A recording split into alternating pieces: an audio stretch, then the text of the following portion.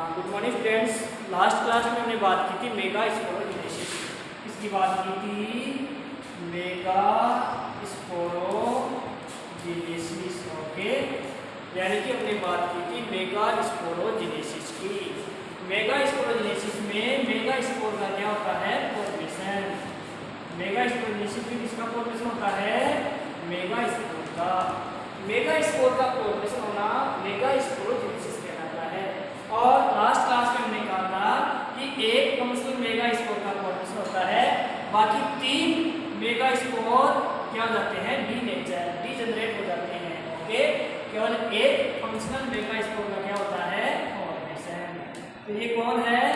Functional mega spore. Okay, केवल एक mega spore का क्या होता है? फॉर्मेशन, जिसको कहते हैं फंक्शनल मेगा स्पोर। ओके, आगे केवल इस फंक्शनल मेगा स्पोर से आगे का हमारे को डेवलपमेंट देखना है, जो हमारे पॉइंट है मेगा गैमेटोजेनेसिस। पॉइंट का क्या नाम है? Mega gametogenesis. तो अगला हमारा जो पॉइंट है वो है मेगा गैमेटोजेनेसिस। ओके,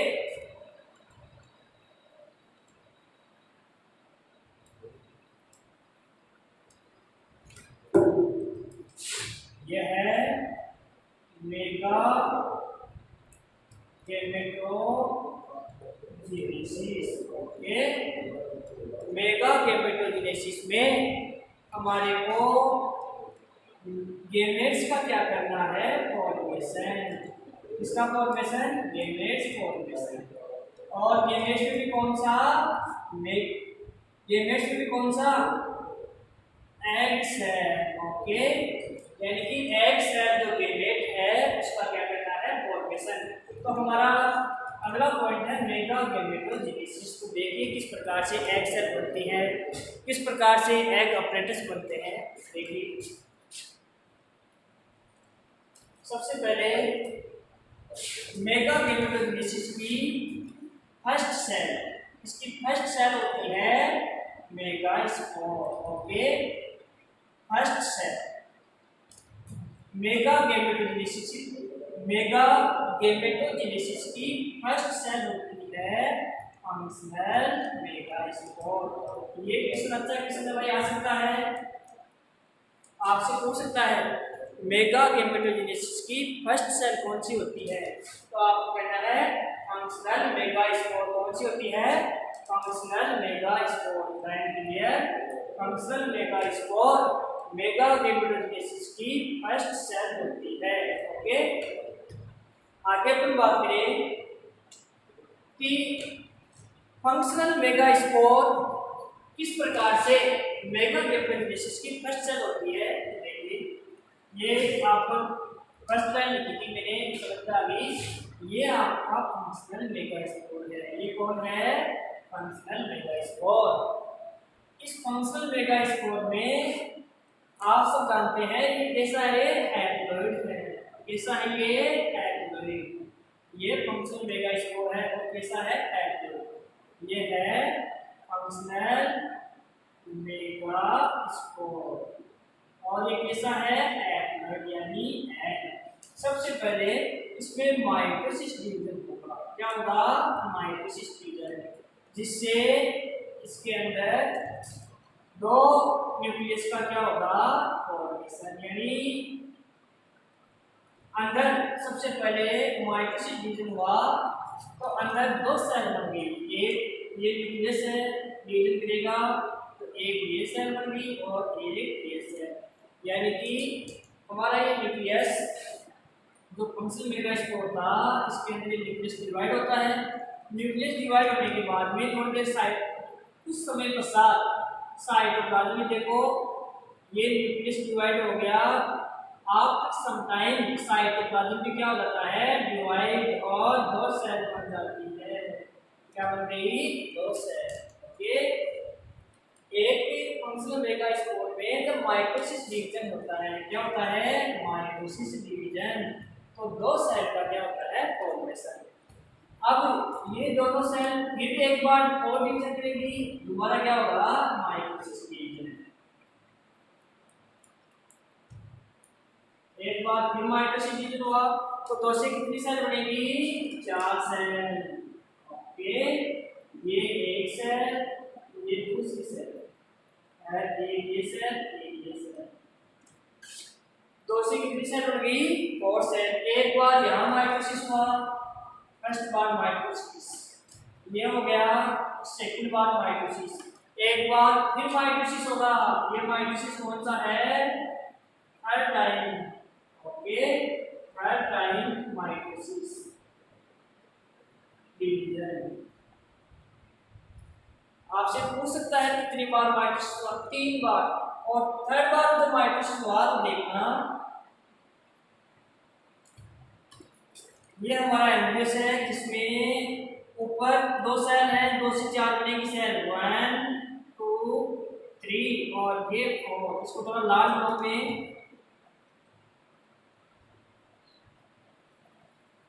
ये 1 ये 2 ये 3 और ये 4।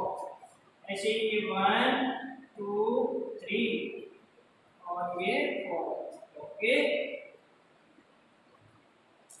यानी कि एक सेल में माइटोसिस हुआ 2 सेल, 2 में हुआ 4 सेल और 4 में हुआ तो 8 सेल।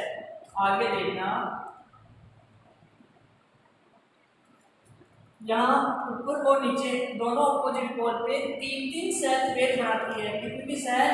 3-3 सेल क्या बनाती है? पेयर। यानी 3-3 सेल क्या बनाती है? पेयर बनाती है। ओके, नीचे से एक सेल और एक ऊपर से दोनों सेल, ये दोनों बीच में आ जाती है। कहाँ पे आ गई? बीच में आके अरेंजमेंट हो जाती है।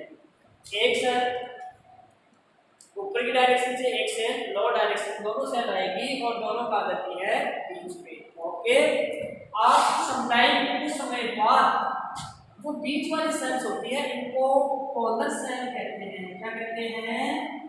Polar cell. ओके, इनको क्या कहते हैं? Polar cell.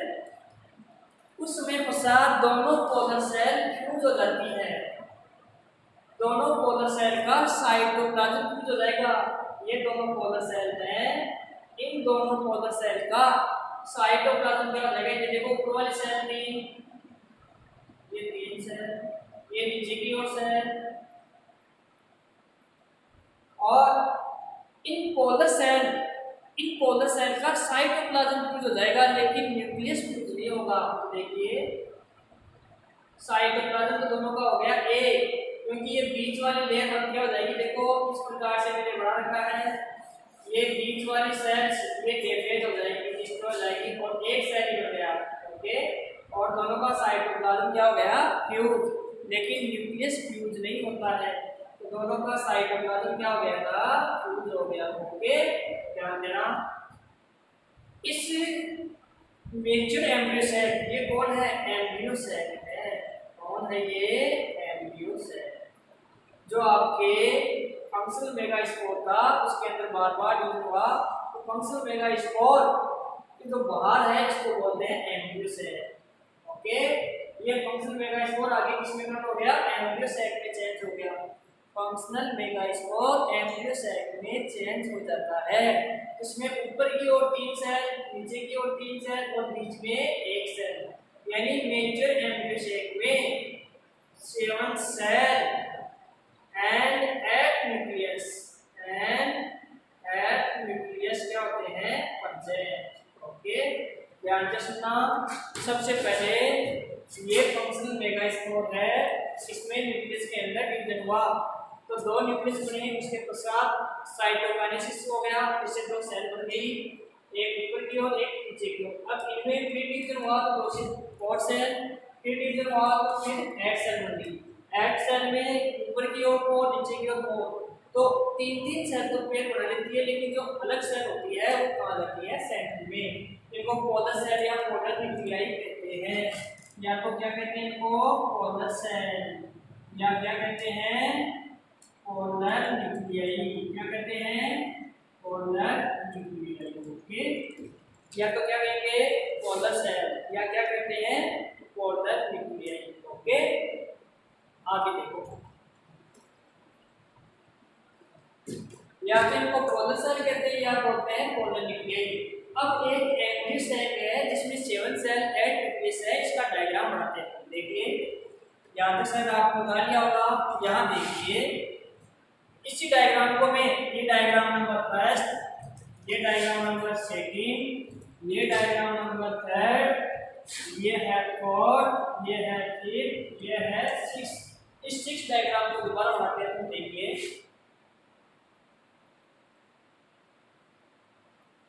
ऊपर की ओर 3 सेल होती है, इनको एंटीकोडल सेल कहते हैं। क्या कहते हैं रे? एंटीकोडल सेल। क्या कहते हैं? एंटीकोडल सेल। बीच में जो सेल होती है इनको सेकेंडरी न्यूक्लियाई कहते हैं। क्या कहते हैं? सेकेंडरी न्यूक्लियाई, या फिर क्या कहते हैं? कोडल न्यूक्लियाई। ओके, या फिर कोडल सेल भी कह देते हैं, जो भी अच्छा लगे। नीचे की ओर सेल 3 सेल, जिसमें ये एक सेल, ये एक लास्ट सेल, ये एक दूसरी सेल। जो बीच में लास्ट सेल होती है इसको एग सेल कहते हैं। क्या कहते हैं? Egg cell. और ये जो साइड में होती है ये 2 सेल, इन सेल को सिनर्जिड सेल कहते हैं। क्या कहते हैं? Synergid cell. ओके, तो हमने देखा 3 ऊपर की सेल जिनको एंटीकोडल सेल कहते हैं, 3 नीचे की सेल जिसमें एक सेंटर में होती है उसको एग सेल कहते हैं, 2 साइड में होती है उनको सिनर्जिड सेल कहते हैं। ओके, इस सिनर्जिड सेल में जिसमें 2 सिनर्जिड सेल, एक एग सेल है, इन तीनों सेल को एग अपरेटस भी बोलते हैं। क्या कहते हैं? Egg apparatus. इनको एग अपरेटस भी कहते हैं, जिसमें 2 तो होती है सिनर्जिड सेल और एक होती है एग सेल। याद रहे, इन सिनर्जिड सेल को आप देखोगे, इन दोनों सिनर्जिड सेल इनको देखोगे, देखना दोबारा।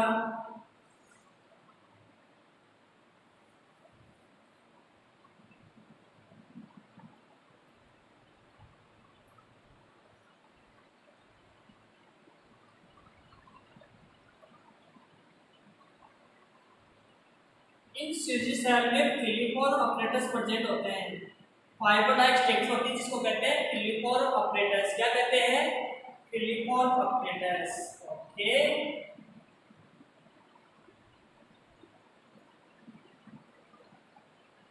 इनको कहते हैं फिलिपोर ऑपरेटर्स। इनका फंक्शन क्या होता है?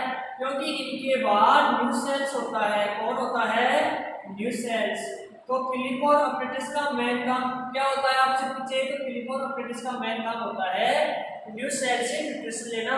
एक फिगर लाइक स्ट्रक्चर होती है, फिलिपोर ऑपरेटर्स एक फिगर लाइक स्ट्रक्चर होती है जो न्यू सेल्स के अंदर दसी रहती है, न्यू सेल्स के अंदर एंट्री की हुई होती है। ओके, इनका मेन काम होता है न्यू सेल से न्यूट्रिशन लेना और एग सेल को देना। इसको देना एग सेल को, यानी कि एम्ब्रियो सेल की जो भी सेल्स होती है उनको न्यूट्रिशन प्रोवाइड करना। ये है फिलिपोर ऑपरेटर्स का फंक्शन। फिलिपोर ऑपरेटर्स कहाँ होती है? सिनर्जिड सेल के अंदर होती है। ओके, जो न्यू सेल से क्या लेती है? न्यूट्रिशन लेती रहती है। और आप जानते हैं कि इनके बाहर कौन होता है? Primary integument. ये कौन है? Primary integument. और ये कौन होता है? Secondary integument. ओके, तो हमारे को केवल एम्ब्रियो सेल से मतलब था। इस एम्ब्रियो सेल में एक एग सेल होती है, 2 सिनर्जिड सेल, एक सेकेंडरी या कोडल न्यूक्लियाई और 3 एंटीकोडल सेल होती है। तो एग सेल का फॉर्मेशन हो गया। किसका फॉर्मेशन हो गया? एग सेल का क्या हो गया? फॉर्मेशन। तो ये हमारा मेगा गैमेट है।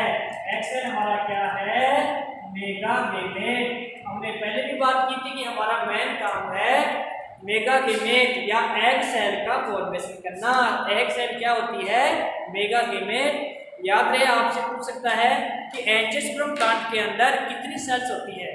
एंजियोस्पर्म प्लांट के एम्ब्रियो सेक में कितनी सेल होती है?